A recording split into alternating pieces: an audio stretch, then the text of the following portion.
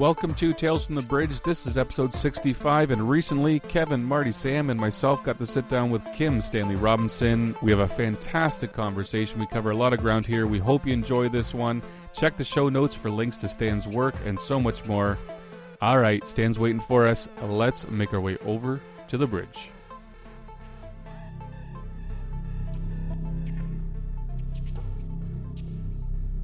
We are thrilled to have Kim Stanley Robinson on the show today. He is a superstar, a celebrity, an icon of science fiction with a writing career that has now spanned almost 50 years. He's been publishing since 1976. He completed a PhD in 1986 on the works of Philip K. Dick. He's won the World Fantasy Award, the BSFA, the John W. Campbell, the Hugo, multiple Locus, and multiple Nebula Awards for his novels and short fiction. And in 2016, he was honored with the Robert A. Heinlein Award, and in 2018, the Arthur C. Clarke Award for his entire body of work. He is perhaps best known for his Mars trilogy, Red Mars, Green Mars, and Blue Mars, which are probably the definitive work on not just the scientific and engineering challenges of terraforming Mars, but also on the social, political, and economic aspects of founding a new society and culture on another planet. Since at least the 90s, he's been the defining voice of a subgenre of sci-fi we might call cli-fi, for climate fiction, elaborating the consequences of climate change and using his fiction to propose and explore solutions to the foremost crisis facing our planet and our species. His work has also been called the gold standard of realistic and highly literary science fiction writing. His latest book is called The Ministry for the Future, which was included on President Obama's favorite books of the year, cementing his reputation as an author whose work is more timely and relevant than ever, and serves as a platform for environmental and social activism, as well as a source of hope for the future. So thank you so much, Stan, for coming on the show. We can't wait to talk to you. Thanks, Marty, and thanks, guys. It's good to be with you. Great. Well, I thought maybe we'd just start with The Ministry for the Future. That is your latest book, yes? I haven't missed anything. Well, there's a nonfiction book called... something else coming. There's a nonfiction book called The High Sierra, A Love Story. And that came out last May. But it is nonfiction. So Ministry for the Future is my most recent novel for sure. Likely to be so for quite some time to come. Gotcha. Well, speaking of cli-fi, I was thinking that with this book, you might have invented yet another subgenre called polyfi, which would stand for policy fiction, because it's very heavy on proposing and analyzing and thinking, deeply about economic policy, monetary policy, social policy, and not just the scientific and technical aspects of climate change. And for me, I love this book because it gives hope. Not only, there's a lot of science fiction that we've read that's pretty dystopian, and it's one thing to lay out the problems. It's another thing to propose solutions. And you do a lot of that here. This is a very detailed and thorough book. It's a meditation on kind of saving the world or saving civilization from destruction by climate change. So you talk about, like I said, economic, social policy, monetary policy, pay justice, progressive taxation, rejuvenating ecosystems, restoring wildlife population. It just goes on and on. It's very rich, and you're a thinker who comes at problems in order to solve them, from as many aspects as there might be necessary to solve. So I've loved this book, and thank you for this book, and I hope that you will. You will now be best known for this book, since it's been a while since you've written the Mars trilogy. It seems to be taking over, given the relevance to the moment, and Mars being somewhat an occupation of the 90s and a thought experiment or a project for the 23rd century. And a lot of people are reading Ministry that never read me before and don't read science fiction. So it seems to be overtaking the rest of my novels as being the one most read and most widely read.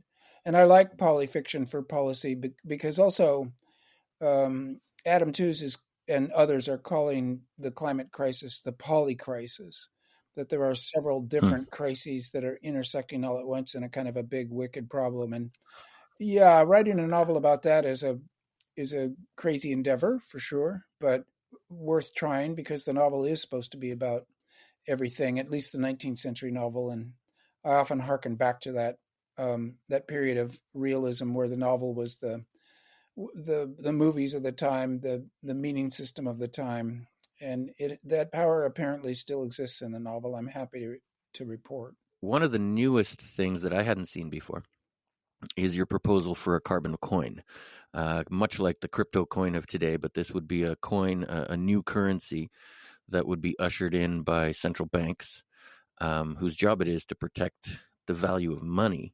And you point out that, that job, when you're faced with the end of civilization, that job now includes saving civilization. Now, it's an interesting concept, and it's outside my realm of expertise. So maybe you could just tell us more. Tell us about the carbon coin. Tell us what it could do. If you think it's a realistic proposal, how would it work? Yeah. I'll try to be brief. It's not my realm of expertise either. I ran across a paper by Dalton Chen that you can find online, and he proposed that for every ton of carbon dioxide that you pulled down from the atmosphere, that you got paid by the central banks. So this is really fiat money. It's not a cryptocurrency. It might be digital, but it's not crypto. It's fiat money that central banks back with their own funds and securities, bonds, and they would put a floor under that value of that coin such that you were making more by drawing down this CO2 than you had to pay to do it. So you can make your living drawing CO2 out of the atmosphere. And this could be individuals, towns, regions, nations, states. Well, I thought one of the biggest problems we face is we've got lots of great technology, but we're in a hurry, and instituting a new clean energy systems, transport, agriculture is expensive, and capital, private capital in particular, goes to the highest rate of return. And this wasn't going to be the highest rate of return, which is badly calculated. It's about extraction and injustice, and that's what neoliberal capitalism has come down to. So we were kind of doomed unless you had this form of quantitative easing, which we saw work in 2008 and in 2020, carbon quantitative easing. So calling it a carbon coin and focusing on that in my novel was a simplification. What really you should think of is carbon quantitative easing, that the big central banks create new money that they pay out to green projects. And drawing CO2 out of the atmosphere is only one of those, but it's easy to comprehend and calculate and pay for.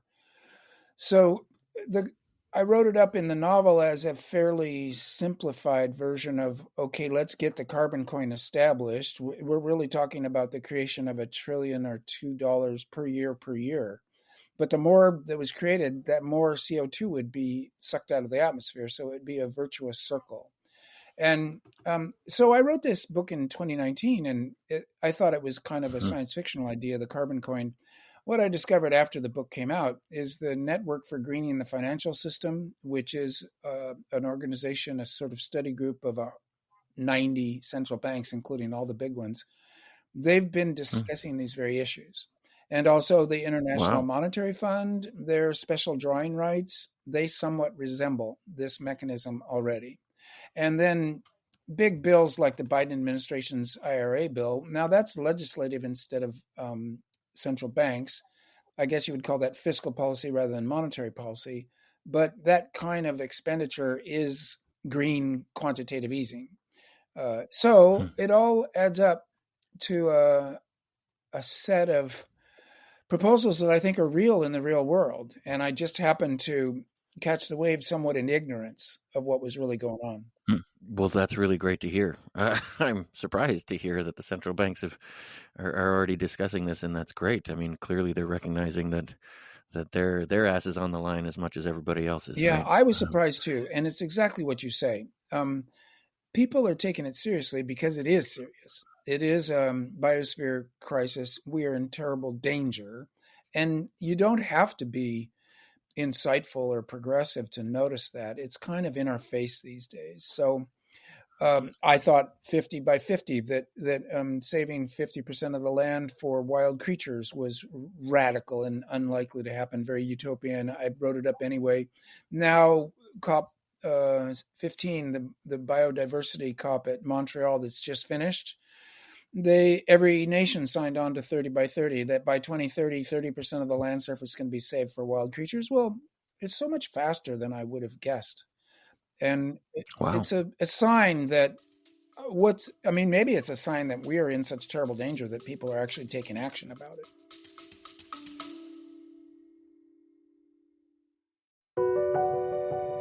Ever wondered what it takes to make it in the movie business? Peel back the curtain with 4-6 Success Filmmaking. 4-6 Success Filmmaking is where filmmakers share their stories and the secrets. It's beyond competitive out there. There have been movies that it's taken me 10 years to get made. Don't wait to create. Like, you've got to just keep making stuff. Tune in to 4-6 Success Filmmaking for your dose of cinematic realness, direct from the voices that have lived it.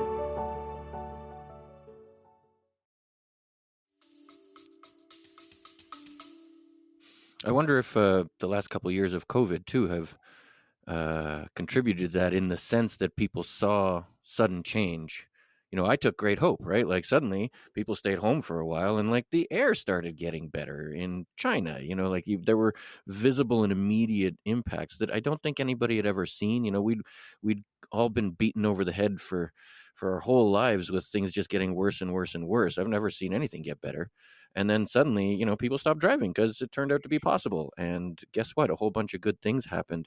So I wonder if, that has spilled over to the powers that be, to realize, like, wow, we can do stuff. We should take action. We need to take action. Things can change. I think so. I've noticed that myself. I think the pandemic was like a punch in the nose or a slap in the face or both.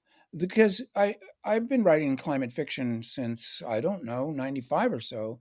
And it was always a kind of a science fictional thing. And then it was a kind of a marginal thing. And then it was a thing that was real, but we were going to ignore it anyway. And then the pandemic hit. And suddenly it is big news, because we know now that the biosphere can hammer us. And we didn't know that before. It was kind of hypothetical. And now it's quite real to every person. And so I'm seeing the difference. I wrote the book in 2019, before the pandemic. It came out in October 2020 during the pandemic. It began its kind of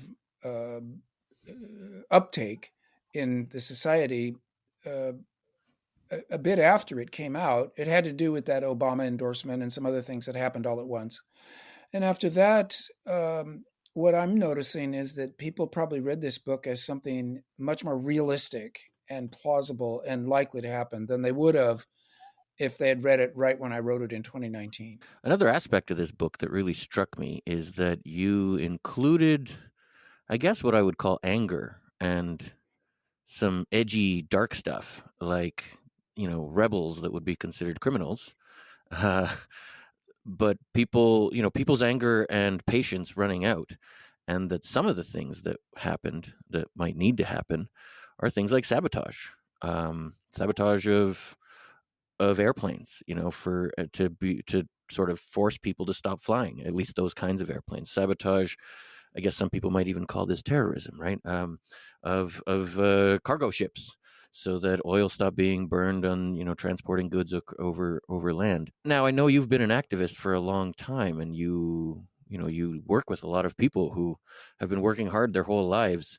Did you include that because you have a sense that will be necessary at this point? Some sort of, I guess in the book you call it, it's kind of like the dark ops, right? That there's some sabotage, and there's some people that need to be murdered, and you just said it, right? And I was a little shocked. I was like, wow, okay, we're going there.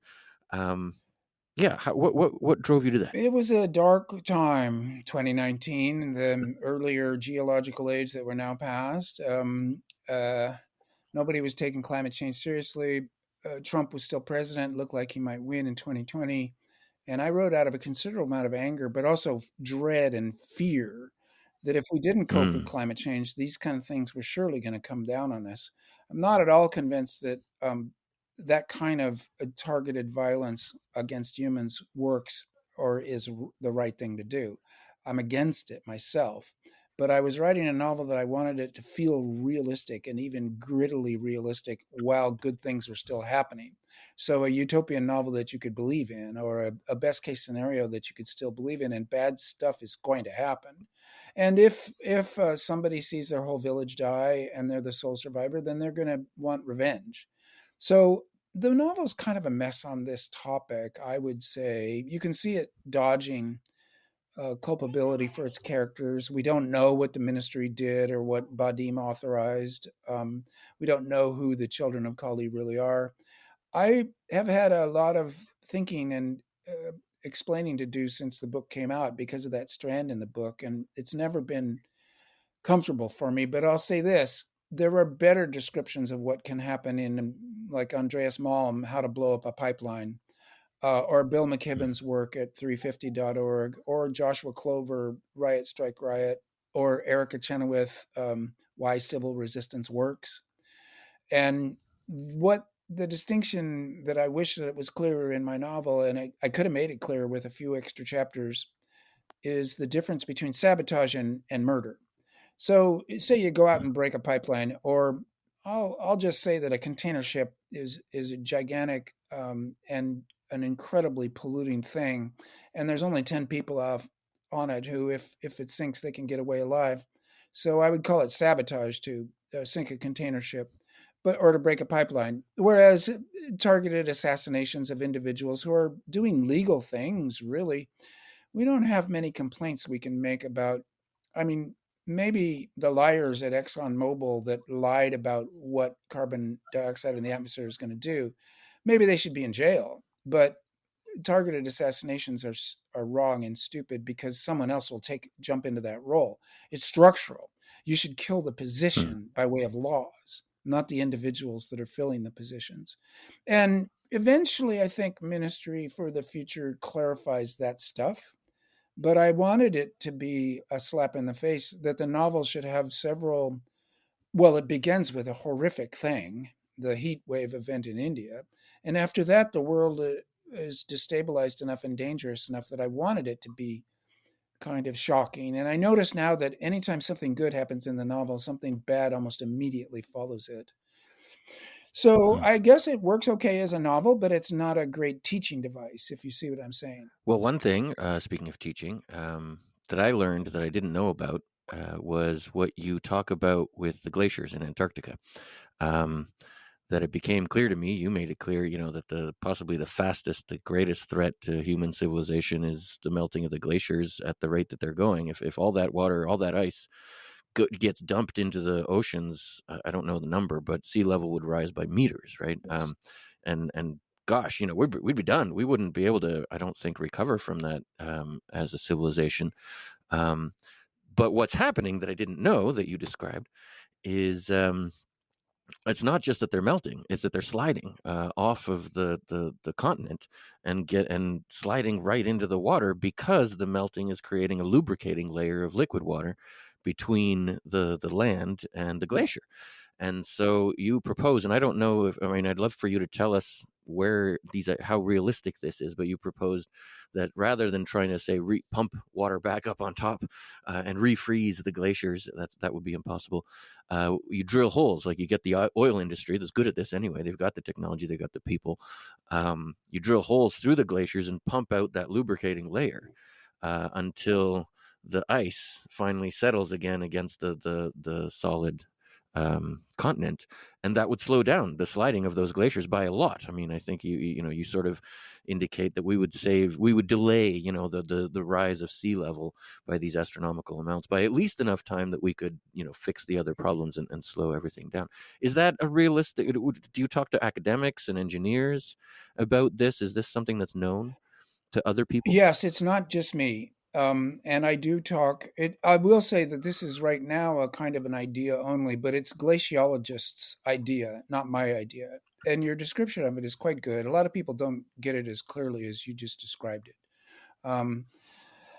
I've been to Antarctica twice, and so the glaciology community is quite small. And when people talk about geoengineering, and I'll go to conferences like that, occasionally this happened. A glaciologist kind of sidled up to me and said, "Look, there's a really good form of geoengineering they're not talking about." He described it to me as you described. And then I thought, I asked a few other glaciologist friends, and they go, "Oh, you must have talked to Slovak. That's kind of his idea." And I thought it was one person's idea. But they said, it might work. It would be better if the glacier was in a canyon, like in Greenland, than if it's falling off the side of a plateau, like often in Antarctica. But there are canyons in Antarctica too. And if you were to pump water out from the bottom of them and they plonked back down into their rock beds, they would move, but at the rate of the viscosity of ice and gravity, rather than sliding down a water slide. So it would slow them back down to their historical rate, because they're always sliding down into the sea, but now 10 times faster. And we are in terrible trouble as far as, if you love beaches, if you want, like coastal cities. About a tenth of humanity lives on these coastal cities, and the amount of ice on Antarctica is simply astonishing. Really many meters, like 10 meters. In fact, if all the ice on the planet were to melt, which is not going to happen anytime soon, but become water, then it's 260 feet higher sea level. And that puts a lot of us underwater, certainly where I am. Wow. Okay, this plan, what I discovered after I wrote the book is that it wasn't just Slovak. It was a small movement among glaciologists to study every possible way to do it. And there's a very good paper at Science Direct, geoengineering by glacial geoengineering, or some such title or topic, where every possible way to do it is described in brief, almost as an abstract, with the suggestion that we should be trying all these things and see which ones work. And that's about where it stands right now. It's more developed than I thought it was, but less developed than it ought to be. So it's the opposite of the carbon coin or of the 30 by 30 wildlands plan. It's a really important thing that we're not doing yet that we really ought to. You could imagine, like you said, the oil companies, they shouldn't pump oil anymore. There's really strong calls for divestment from fossil fuels. And although we need energy for the transition, eventually oil companies are going to be in a business of pumping carbon dioxide back down into the ground. They'll be useful for that. And they could pump this water thing. Right now, they drill through the glaciers in Antarctica, scientific teams, with rather small rigs. It's easy to drill through ice compared to Earth. So the oil companies have the expertise and the people and the machinery. And then navies, like say the U.S. Navy, would be needed for infrastructure. It'd be best to be offshore in the sea ice. It'd be best to have aircraft carriers. It'd be best to have aircraft carriers and helicopter fleets and planes that can land on the ice, which is just the C-130. All that's available, but it's really at a military level of logistics that you would want to deploy if you were going to do anything real about slowing the ice down. And you'd also want to test it first, of course, and that would be cheaper and easier. Does it work or not? And within 10 years, you would know. And then if it worked, it would make sense. You could probably spend less than $50 billion a year, which, okay, it sounds a lot to an individual, but for governments, it's kind of a drop in the bucket. The world economy is 75 trillion a year. And so you pop 50 billion and you hire every single person that's capable. So the oil industry doesn't become all unemployed to do this thing. It strikes me as something that we really ought to be looking into already in case it works, because then we would want to do it for sure. So geoengineering is very much part of the solution. Then you're saying that we need to do these sorts of things in addition to stop pumping oil and stop burning it. Well, yes, and I like it that you said that, because if geoengineering is all the planned interventions in the global biosphere and geophysical system to try to squeak through without a mass extinction event, then this glacial plan is geoengineering. If geoengineering is the bad thing that you do to try to get away with your horrible capitalist behavior to squeak through, like people often use it as a first order definition. What's geoengineering? Oh, it's the bad thing that capitalists do to try to get away with their crimes. Well, then it's bad by definition, right? And also, many people are thinking solar radiation management, which is to say, throwing sulfur dioxide up into the upper atmosphere to deflect a little sunlight. And a lot of people just make a strict equivalence between geoengineering as a noun and solar radiation management as the only thing that they're talking about when they say geoengineering. But I'll give you another kind of sweet example. We killed off like 95% of all the whales in the ocean. And it turns out that blue whales in particular, they eat low and they poop high in the water. And they were a biopump that was tremendously important to ocean health. And now they're gone. So Sir David King at Cambridge, who used to be Minister for the Environment over there in the UK, he says, this is his language to talk about whale poop. You make artificial concoctions of it. You dump it in the ocean off container ships, large quantities. It helps the ocean biopump of small creatures eating off of it, big fish eating them, whales eating the bigger fishes and the plankton. And essentially, you're kind of jump-starting the return of the whales and the return of ocean health.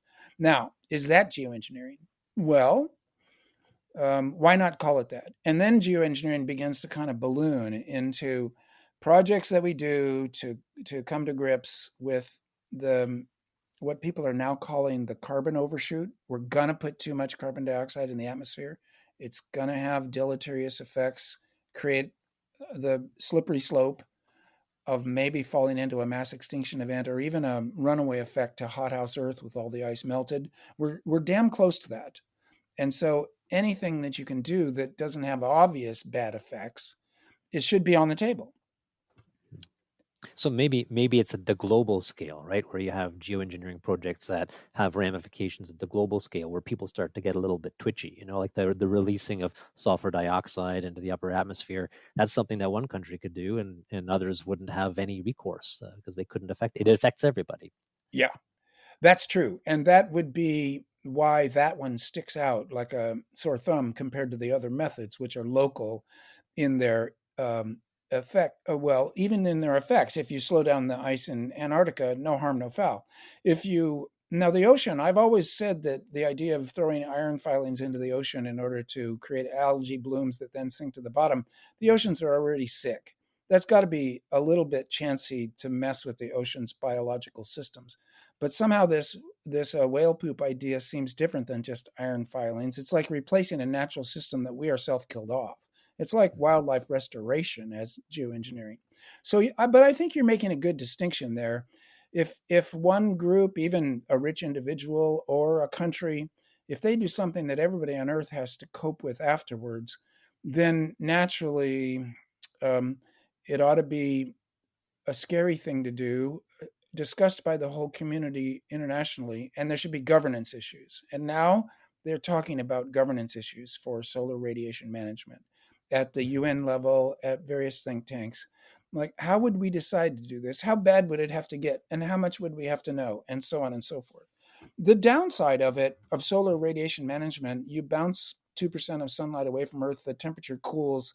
If you use Pinatubo as a model, the volcano that went off in 91 in Philippines, it would cool temperatures globally for about a degree or two Celsius for about 5 years or so, and then it's over with. Well, it's conceivable to run that as an experiment, but the monsoon was greatly diminished in those 5 years, and nobody knows if it was because of the dust in the atmosphere or if it was coincidental. But it is a legitimate fear because the monsoon is what's keeping a couple billion people alive year by year by year. So the discussion there will be ongoing. And I presented it in Ministry for the Future as India doing it on their own because they were frightened and angry. They have not burned the most carbon, and yet they're going to get hammered by it. And they decided to do it because they had the capability with an Air Force. Well, it's just one scenario, and it was not a recommendation. In fact, I would say almost everybody, the scientists and diplomats who are discussing this very issue in some serious ways, none of them are enthusiasts. None of them are saying, oh, this is the greatest thing. We can just control the temperature like a thermostat on the wall of a room. They're all going, this is like break glass in emergency. We might be so screwed that we would want to do this just to give us 5 years of breathing time. And it would be a sign of failure, but it might be better than not doing it. So that's the terms in which it's being discussed. Yeah, it's the unintended consequences are such that I don't know that we would ever know enough about it to be able to make a good governance informed decision around this and come to kind of international consensus. There was I don't know if you heard about this, but there was some small business in Mexico called Make Sunsets that Oh was yeah. actually trying to do this, but the Mexican government came in almost right away and said, no, sorry, no geoengineering here. You're not allowed to do that in Mexico. And as I understand it, they did it fairly quickly. So it'd be interesting to see what other countries would say about that. Well, but this was an internet scam. Oh, Although it illustrates a point, but they were putting like 10 grams of dust up into the atmosphere on helium balloons, so it was something like a Ponzi scheme or a joke or what can you call it? Performance art. It was a mm, little bit of ideological theater. Like let's think about this issue and pay me some money also. So that was never going to go. But on the other hand, one of our billionaires uh, could probably pay to put in an infrastructure to make quite a hit, and certainly a nation state with an air force could do it on their own and say to the rest of the world, "Look, it's your fault, and we're coping with it." I The unintended consequences, I think, is a somewhat of a false issue because we saw what happened after Pinatubo, and we saw what happened after even bigger volcanic eruptions of the past. Now, I mean, 1816, the year without a summer, and the Little Ice Age. There have been uh, unintended consequences that were radical, and we wouldn't want them. But if people said, "Let's imitate Pinatubo," then you kind of know what's going to come from it, and so you're not going to get Snowpiercer. You're not going to accidentally freeze the world, etc. You're going to get something that is semi-predictable, and maybe a desperate nation would say, "Look, we're going for it. What are you going to do to us?" And nobody would do anything. So I think this is one of those scenarios that people find captivating because they can understand it. It's simple. It's not very technical, and it's like an intriguing science fiction story. And a couple of science fiction writers, more than a couple, a small group of science fiction writers have already written this scenario up one way or another just to explore the possibilities. But I think there's bigger fish to fry when we talk about climate than this one. It's just that it's quite spectacular and it represents something we can do. Like, say, if you say, like, I would like to de-acidify the ocean. That's important. We're screwing ourselves by the acidification of the ocean. And then, okay, well, let's do it. Well, you can't do it. There is no mechanism. So that's why people are interested in this solar radiation management is volcanoes have shown us that it's within human powers to do. Whereas other things that we're doing, damage that's quite severe, we can't undo. So I guess one of the things that my novel does is focus on what we can do, and it doesn't give much of a description of what we can't claw back from. That would be a different novel, very dystopian, very dark. There's another one that you describe in Ministry for the Future, dyeing the Arctic Ocean yellow, which again I've never heard of, and apparently that would change the albedo from 6% to 47%, and reflect a ton of solar radiation back out, especially right there where you need it. Um, and is that also doable? Well, I found that somewhere. I can't remember where. It's a real proposal. I generally don't make things up. First of all, I don't have that kind of imagination. I'm more of a reporter. And secondly, I like to have in a novel like this some backup that these are realistic enough to be thought of as proposals. And so I saw it somewhere and a discussion of it. And I think the albedo, maybe you got backwards, but I myself am an English major. I can't remember. Um, if it's seawater, then a lot of the sunlight. No, open sea in the Arctic. Maybe you did have the numbers right. The sunlight just lances into the water, goes as deep as it can, heats that water up. Whereas if it hits yellow seawater, it bounces. A lot of it bounces off. So this is a plan, but there are other Arctic plans. If you go up there with, this is again Sir David King, 700 ships that are shooting seawater as a mist into the air. It freezes, it comes down as flocking, and the Arctic sea ice is that much thicker year after year after year. And then you don't have the melting of the Arctic Ocean at all, but you haven't done the global geoengineering that Kevin was talking about. Again, a local action with very few negative consequences. that can be invented, that can be imagined in advance. We don't really know, but of course, the Arctic sea ice has gone from say 40 feet thick to 3 feet thick in the time we've been measuring it with submarines after the World War II. So that's a rapid melt that if we have an open Arctic Ocean, once again, we're in one of those bad feedback loops, bad consequence feedback loops where it just gets worse if we have an open Arctic Sea. So yeah, I was playing the game of the everything plus the kitchen sink. It was a novel where Right. the organizing principle was to throw everything at the wall that seemed interesting and Mhm. plausible and actionable by humans. I'd love to read a quick passage here. We like to give our listeners a flavor of your style and your tone, and I think this little passage does it while we're talking about geoengineering. Call it whatever you want, but don't immediately clutch your pearls and declare that we can't predict the unintended consequences. We are sure to create backlash effects so bad that they overthrow the good we intend, etc. There are some things man was not meant to know. My ass. We are meant to know everything we can find out. So get over the whole wimpy line of objection.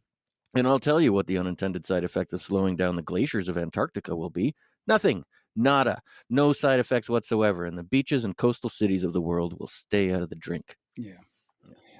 I love that. Thank you. I love that. Yeah, that's a character. I heard that almost said verbatim in Antarctica in December of 2016, and it's almost as I wrote it up in the story. There are some fictionalizations as one does as in a novel, but it was as sad as could be that glaciologist or one just like him did indeed drive his snowmobile into a crevasse and die Oh, very wow. soon after that conversation. And it was expert overconfidence. You know, the bathtub curve of you crash early on in your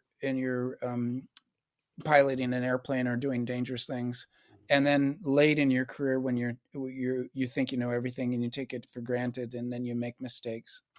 And it was a shocker to be down there by coincidence at that time. Yeah. Right. So, but Right. I think that's right. Let's not be clutching pearls. Another, well, that's of course a mean way to put it, but there is the knee jerk reaction of, oh, I already know the answer to this because I had those thoughts in, I don't know, for people my age, I had those thoughts in 1990 and I don't have to change them. No, you have to change them. We are in a different situation now. We're in an emergency. It's no longer hypothetical. The moral hazard of taking geoengineering action because it means that people will slack off on burning fossil fuels. That's a dead issue.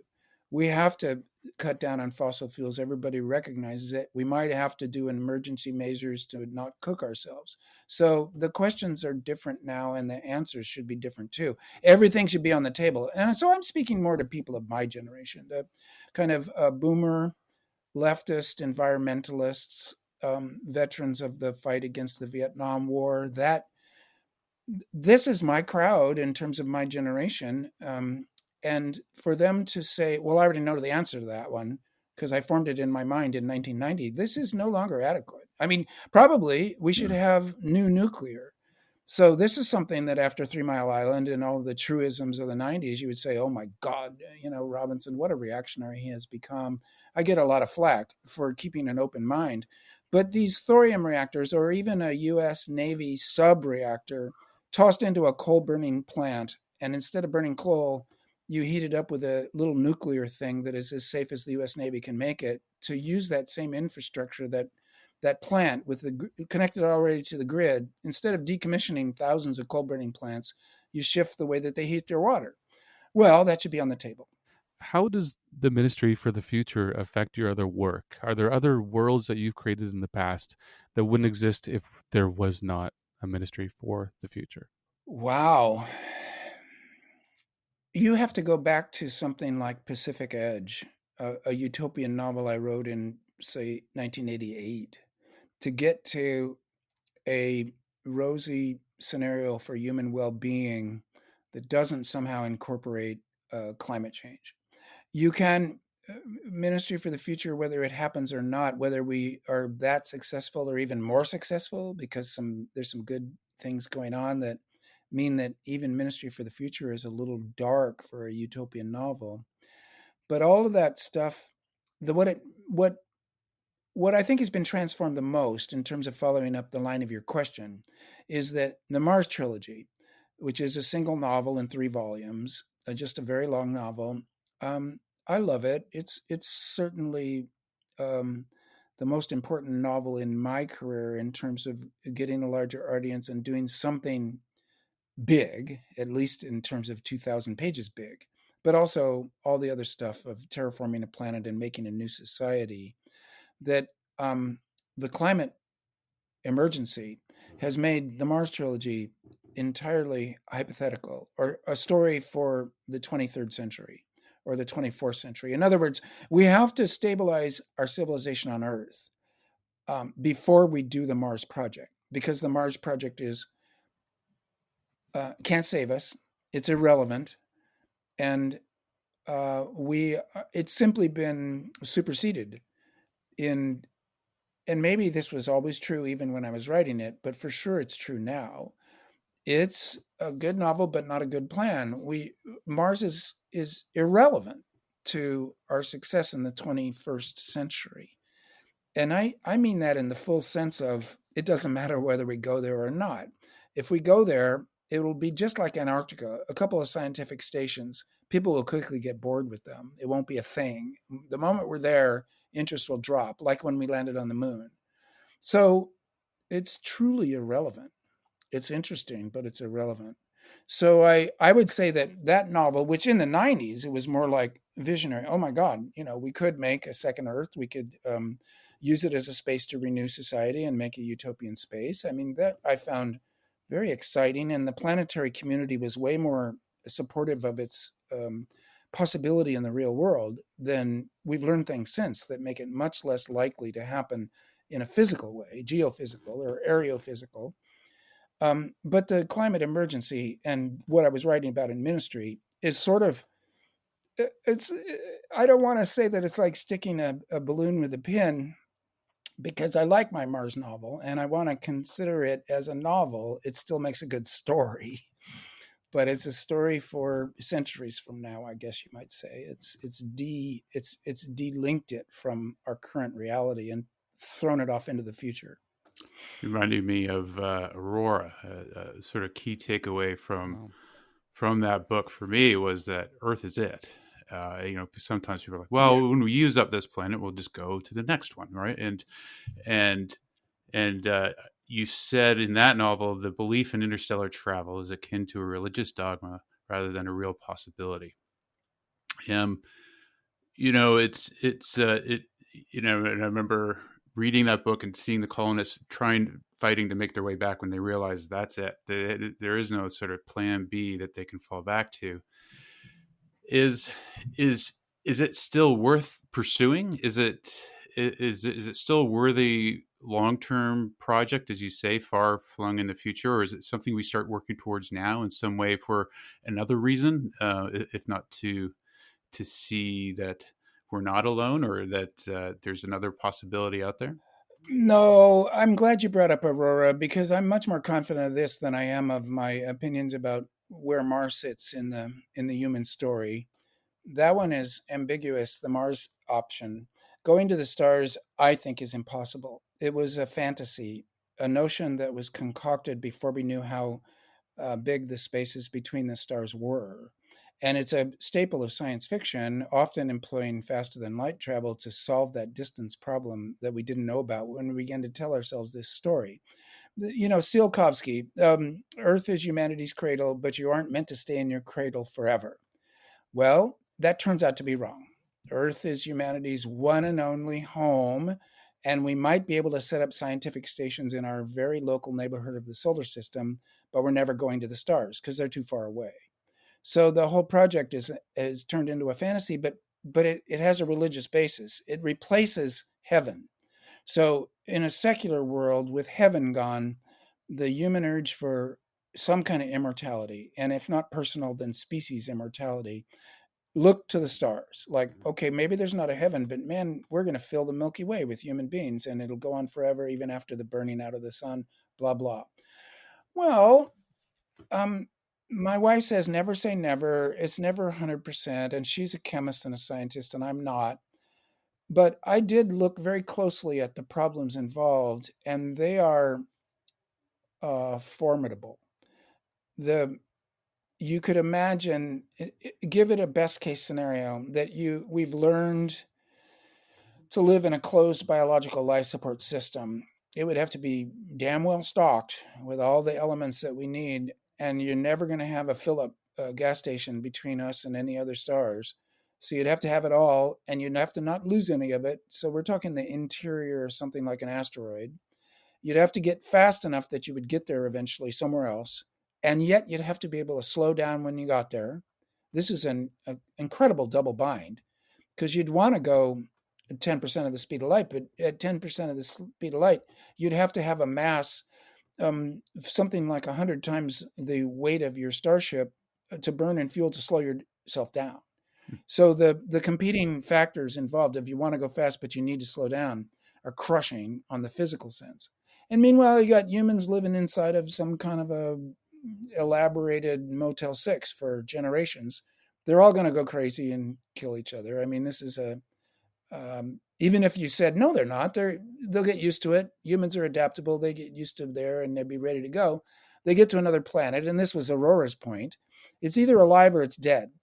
If it's dead, you got to terraform it from your starship, which has very little mass and resources, and then you've got several thousand more years to go. Or else it's alive and you're in terrible trouble as to whether it will kill you or not, or whether you can coexist with it.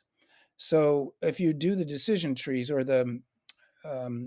at each point along the way, getting to a new planet, say you do manage to slow down, already harder than hell, but you do. And there you are circling this planet. You got to get down to it. Well, this involves a landing pad and a rockets that can go down and come back up safely.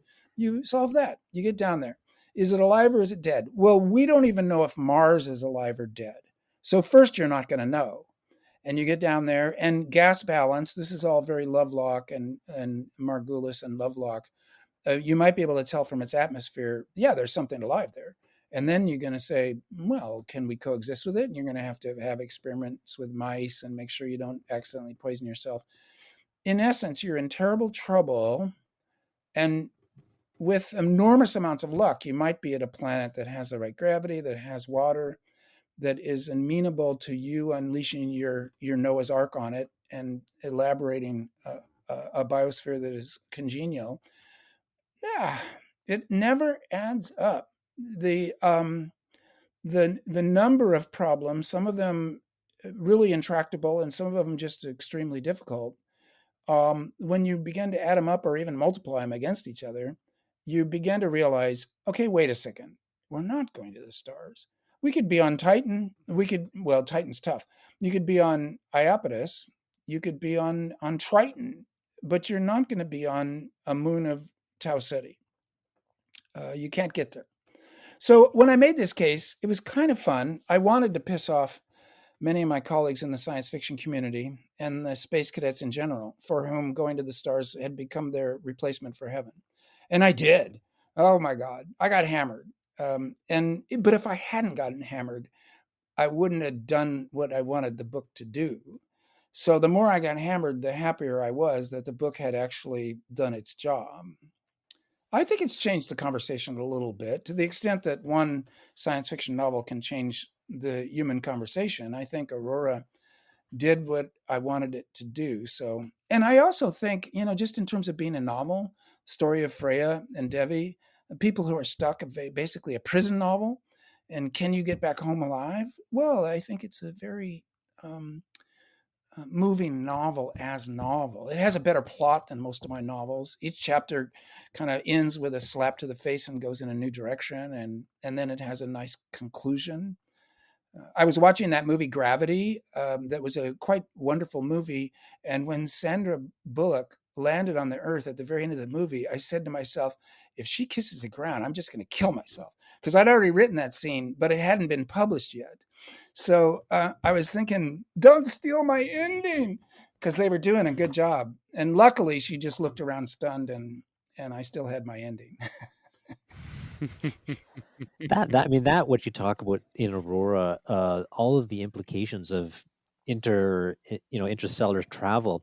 The biggest one that really hit me was that ethical component of the second, the third, the fourth generations. Like I had considered that. I thought that wouldn't be a great existence, but it's a living hell, right? If you're stuck on this small structure for many generations and there's no hope of escape and your only way to survive is to stay within the walls of that hull, what a terrible thing to do to your children and to their children. Yeah. That's that. I was one of those space cadets, Stan, and you've made me less of a space cadet. Well, I appreciate that, and I'm glad. I was thinking about because you guys are science fiction readers. This is an interesting thought. Charles Strauss, a very good science fiction writer who does a ton of research. He made a calculation: how many humans does it take to run modern civilization? And he came up with a number of 100 million people. And I was thinking, whoa. And one time in a pub, he ran me through the rough outline of his calculation of why it was such a big number. But there was only 2,000 people in the Aurora's spaceship, inside ship. And so you have nobody that understands quantum mechanics. The smartest person on board doesn't understand quantum mechanics, and the ship is being run by a quantum computer. It goes on and on like that. And between us in this pub, Charlie Strauss just devastated the idea that a multi-generational starship could ever have enough people. You would have to send a world that was high functioning and had 100 million people and could go through interstellar space. Is that the right word? Galactic space, the space between the stars successfully. It just doesn't add up. And so there was that moment where Jeff Ryman was saying we should have mundane science fiction. And this was a joke because in the science fiction community, you called people who weren't in science fiction the mundanes. So mundane, worldly, it's not necessarily a bad thing, but it was a pun, right? You were making fun of the mundanes. But then if you talk about mundane science fiction, there's two meanings to it that make it a joke. One, it's worldly. It makes sense to physics in the world. It's almost like what hard science fiction always claimed to be, mundane science fiction really would be. But then also it would be mundane. It would be boring. You'd be back to ordinary fiction where great spectacular things don't happen. So it was a kind of a double-edged sword that I think actually chopped mundane science fiction right off, at the very starting gate, because it was more of a joke than a plan. But I do think there's a value to writing a kind of fiction that says, what can we really do? So although luckily I never got tagged with that label, I've been tagged with every label. First, there was literary science fiction. Terrible, terrible label. It means nobody's going to like you. And then there was hard science fiction. Well, but hard science fiction is so hard in its political attitudes. That's why it's hard. It doesn't like poor people. Soft science fiction, even worse. Anthropological science fiction, feminist science fiction, which is a great title, but sales are poor. Eventually, what you want is to get rid of all those adjectives. Say, yeah, I write science fiction, and of course, mundane science fiction. That was meant to be bad, I think.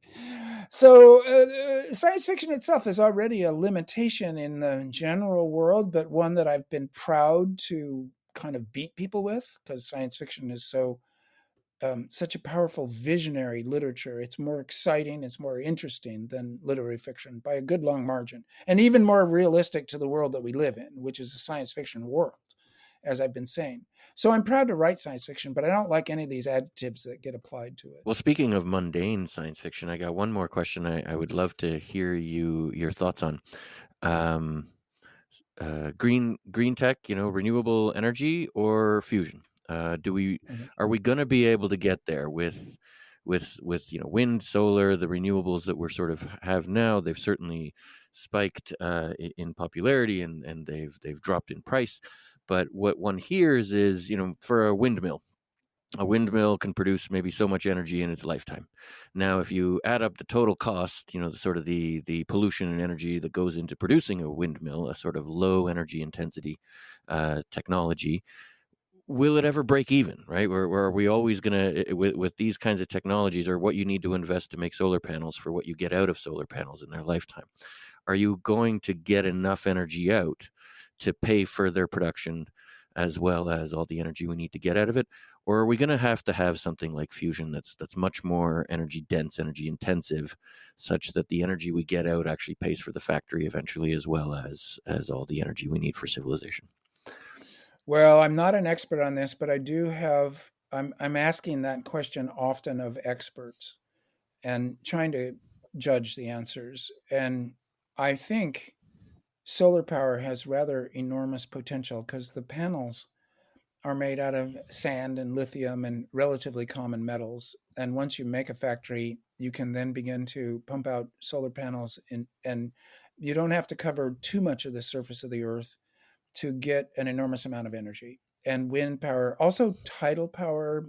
Although the ocean eats all of our machines quite quickly, if you could harness tides and wave power, you've got a potential source of energy there that is indirect wind power, you might say.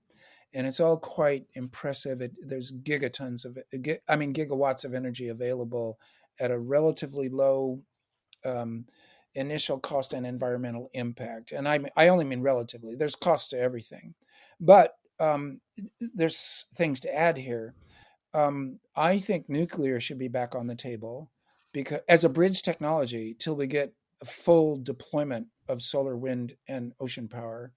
And in the meantime, nuclear done in this new nuclear way that burns the fuel down until you get very small amounts, which admittedly are bomb grade. But on the other hand, if we can secure those, there aren't very much of it compared to the old giant pools of radioactive crap. And indeed, the dangers there are the half-life, how long it's bad for you, etc. But as a bridge technology for another century or so, these thorium reactors, these small nuclears, making it nonprofit and giving it to the Navy rather than to private corporations that cut corners in order to make a profit, it's worth putting on the table. And then lastly, what you mentioned, fusion. I've been to Lawrence Livermore Laboratory in Livermore, California, and I got the big tour. This was one advantage of being a science fiction writer. A lot of people at Livermore have read science fiction and had read my books and wanted to show me the thing. Well, it's ridiculous. It looks like Spielberg has been given a big budget and has lost his mind yet again. It's elaborated. It's this gigantic warehouse. It's filled with mirrors, tubes, pipes, wiring, mirror, etc. It's ungodly the size of the facility where they're just trying to get ignition and create more energy than they put in the first place.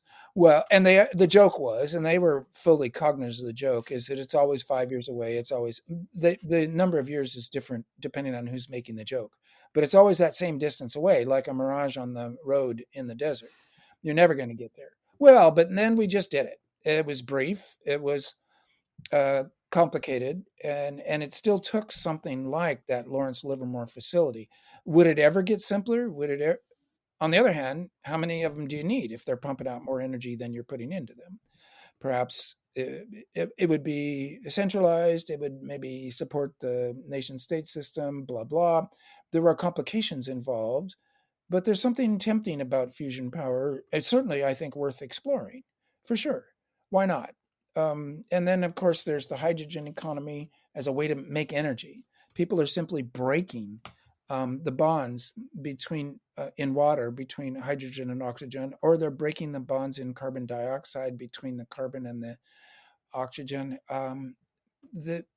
There's some promising developments in terms of energy production. And here, again, being an English major, I do my damnedest to understand. And what I think is what's admirable about science is you ought to be able to understand it if you have someone good enough explaining it to you. It's open, it's public. They're not trying to hide anything from you. It's just the world is complicated. And so when they describe it, it can be hard, but it should be explicable. And I'm used to being explicated. That's been my career, 40 years of trying to understand the sciences. And I'd say it's all hands on deck, and that we can solve the energy problem, that we can get to renewable energy and not be stuffing the atmosphere with carbon dioxide and causing a mass extinction event. As for picking which one, I don't trust the market. I don't trust old hippie leftist Greens like myself to be making these decisions. I like the people in the Biden administration's Department of Energy. They're young, they're smart, they're open to new ideas, they're studying things that never occurred to me. So that's sort of where I am. I'm still on the hunt. I think we have to, in terms of an opinion of my own about whether nuclear's moment is past because solar and wind is so good, or whether it is a legitimate thing to use for another century or two. I I can't express an opinion there because no one's ever been able to clarify it to me enough. Well, that is still very hopeful, Yeah. and I think a very optimistic outlook. Thank you for telling us we might have hope. After all, this has been great. That is my job on Earth these days. Oh, good. Oh, good. Yeah. I'd love to know what you're working on next. What do we have to look forward from you? Yeah, well, I'd love to be able to answer that. I'm in permanent Ministry for the Future mode, so I have not time to write, and it's beginning to make me uneasy. But it strikes me that it's more important, and that Ministry for the Future is having an impact in the world such that I ought to keep out of its way for a few years. There ought not to be a new book by Kim Stanley Robinson for a while because it would maybe obscure the ongoing impacts of ministry. That's fine. I'm willing to, but on the other hand, I could be writing something and I can save it for later. So in a way, this was an excuse that lasted for a while. It's been 2.5 years.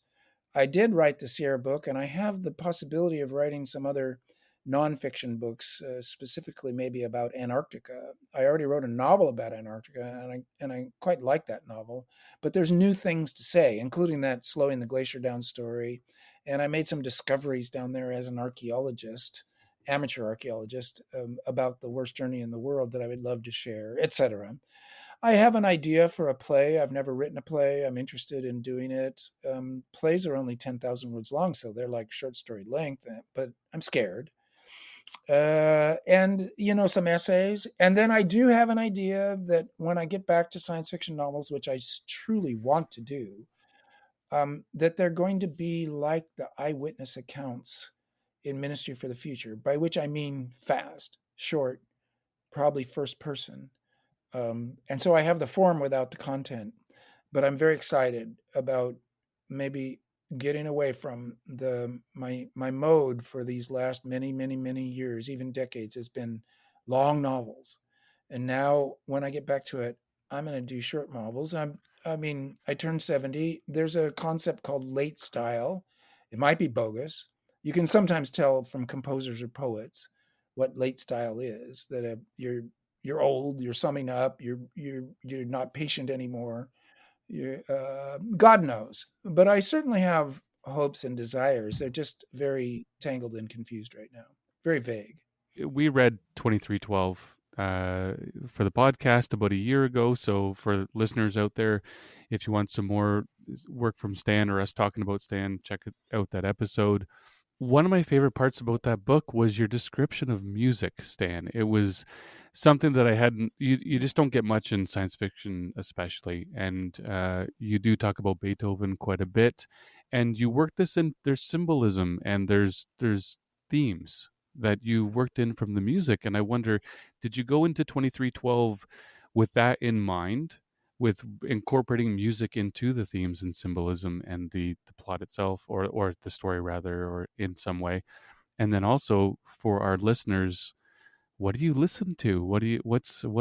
Even for music, can you tell us a little bit about what you really appreciate when it comes to music? Sure. I'd love to talk about music. I found early in my career that it's harder than hell to write about in a way that really works. So I wrote a whole novel about a future musician called The Memory of Whiteness. And it was indeed a solar system tour going from Pluto down into Mercury. Oh yeah, there you go. Thank you for that. I'm seeing the cover of it, which was a damn good cover. I will bring up one more thing involving that book in a moment, but please go on, Stan. Oh, just show him now. Show him now. It's great. It's perfect timing.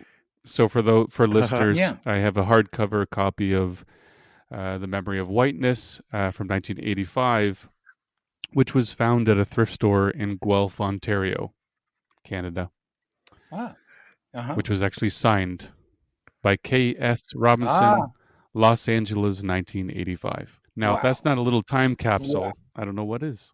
Yeah, that Amazing. I don't even remember being in LA in 1985, but obviously I was, because my parents were still living in Orange County, and I must have done something. So, but that novel, there are some people who are fond of it, but I myself crawled away from it thinking, you can't write about music. It's too much of a different mode of thinking to be able to write about it in any way that really evokes music that you aren't hearing. Now, that doesn't mean you can't write about Beethoven, because people can listen to Beethoven. And for sure, I have listened to an awful lot of Beethoven in my life. Just this last weekend, I drove into Sacramento and defied the various COVID dangers, which, whatever, wore a mask, went in to see the Sacramento Philharmonic play Beethoven's Third Symphony. I loved it. I played it probably every morning of my life as my wake up morning music in the morning for about 5 or 8 years. So I actually, the Eroica Symphony I know it too well. When I hear it, it goes in one ear and out the other. But if you're actually in a concert hall and they're making it in front of you, 100 people, then you do pay attention, and I loved it dearly. So Beethoven's late string quartets, the big symphonies, that was an early love. Brahms, his symphonies, piano concertos, a whole bunch of classical music, Tchaikovsky's last 3 symphonies. So these are relatively conventional, romantic pieces of music. And then I listened to jazz, a whole lot of jazz, Louis Armstrong, Clifford Brown. I'm listening a lot to a guitarist who does jazz in the style of Django Reinhardt. His name is Stefan Rembel, Wrembel. If you like gypsy jazz, Rembel is a maestro, and I love his music. And I listened to Piazzolla's Nuevo Tango. So I'm speaking of really a kind of an obsessive listener that latches onto a composer and somehow it clicks for me. Steve Howe, the rock guitarist. I could name a few more, but I don't need to go on. I listen like that. Yeah, I love Yes. In fact, Yes is sort of the inspiration for the Memory of Whiteness. And so these are obsessions, but they're also comforts and joys to have music as part of your life, and also music that you know. Then occasionally new music will blow me away, and music that I should have known all along, but somehow missed. Recently, I was listening to a violin concerto that was so good that I was ready to fall on the floor, and I thought, how come I don't know this? And it was Mendelssohn's violin concerto. So it was always there. I also like Sibelius, and it goes on like that. So in 2312, I wanted it to be about future culture, but without going to the extent of Memory of Whiteness, but it was a kind of a callback to the solar system-wide civilization, where culture had effloresced. And I had a performance artist like Marina Abramovich, which was my swan, and a landscape artist that was also swan, doing like Andy Goldsworthy's. And future art, I think, will be those two. It's like we have the Shakespeare of performance art and the Shakespeare of landscape art in our time, and they'll be influential in the centuries to come. People will consider these as genres. And then music, it'll be there forever. And Mercury has always been my planet where the artists, because they are the names of all the creators, it makes perfect sense to talk about culture and art when you're on Mercury, where you've got creator like Debussy right next to Wang Wei, right next to Aeschylus. It goes on and on. It's a hilarious planet for its names, and I quite love that. So 2312, I'll just end by saying it meant a lot to me because it got me back out into the solar system after I had spent more than 5 years on Earth dealing with climate fiction, Antarctica and the Green Earth trilogy, the Washington, D.C. trilogy, Science in the Capital. Well, especially Science in the Capital, talk about mundane science fiction. There was diaper changing, there was Congress, there was a lot of stuff in that novel that simply kicked me in the head and had me crawling around on the floor thinking, where's the plot here? And how do I finish this novel? How do I write this novel? And I crawled away from my Washington, D.C. trilogy thinking, well, up until that point in my life, every novel was in some ways better than the one before. I was feeling strong. And then after that, after you encounter Washington, D.C., you crawl away and you're thinking, well, okay, maybe I'm no longer strong. But two things happened. I wrote about Galileo, and Galileo was a tough guy. And he had problems so much worse than mine. And he was a joy to write about. And he was an inspiration. And I thought, I don't have problems compared to Galileo's problems. And I got a good novel about Galileo. And I was kind of re-energized. And then I went to 2312. And it was an editor's assignment. My editor said, well, imagine the whole solar system 300 years from now. Go back to the work of your youth, like Memory of Whiteness. What would it look like now? So I owe my editor, Tim Holman, a huge amount for these last 6 books from Orbit, are Tim Holman assisted creations. He's been a wonderful editor, like a platform or a mentor, or and someone who encourages you, which means giving you courage. So when 2312 started coming out of the laptop, I was able to write about Beethoven, and because Waram is I'm more like Waram than I am like Swan. I'm repetitive, habitual, the pseudo-iterative, an appreciator of the arts, a kind of slow thinker, kind of phlegmatic or sanguine in character. I mean, I thought that a Mercurial character and a Saturnian character would be the funniest thing in the world. And I'm not either one of those types, but I could imagine both of them. So I'll just end by saying 2312 was a gift from the gods and kind of got me back on the horse of feeling strong and like there was more to be told. I wasn't done with the Mars trilogy. There was more good work to be done. Well, thank you so much for that, Stan. That's beautiful description. And just so you know, Peter Watson and myself, when we met, remember, guys, when we met up in Toronto, Peter and I nerded out over Yes a little bit, and Close to the Edge, of obviously one of the greatest songs of all time. We're not going to start talking about Peter Watts right now and climate change and all that stuff. Okay guys? Okay, and we won't even talk about Yes, although I will say this. I keep going to their concerts. When they come around, I go see them because Steve Howe is still on fire. Yeah, and I actually saw them a few years ago, and their singer he's from Quebec, and he's fantastic, unbelievable. Yeah, absolutely.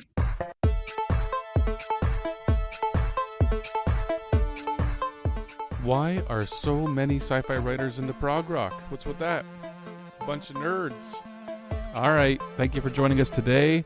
Next week, we're talking about We Are Legion, We Are Bob by Dennis E. Taylor. Week after that, we are talking to David Zindel.